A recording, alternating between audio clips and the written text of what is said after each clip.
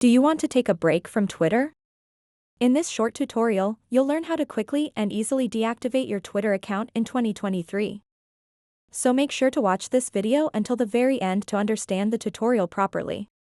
To get started, open up the Twitter mobile app and then tap on the profile picture icon at the top left corner of the screen. After that, tap where it says Settings and Support.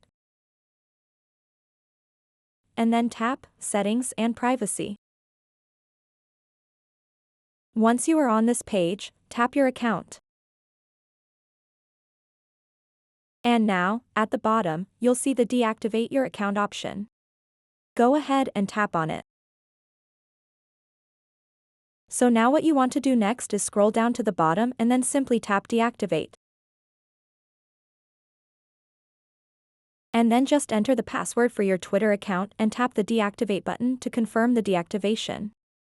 If you want to reactivate your Twitter account, you need to log back in within 30 days of the deactivation date. So that wraps up this tutorial. If you have any questions about this whole process, please let me know in the comments section below. And if this video helped you out, please give it a big thumbs up and subscribe to this channel for more tutorial videos like this one. Thank you so much for watching and have a good day.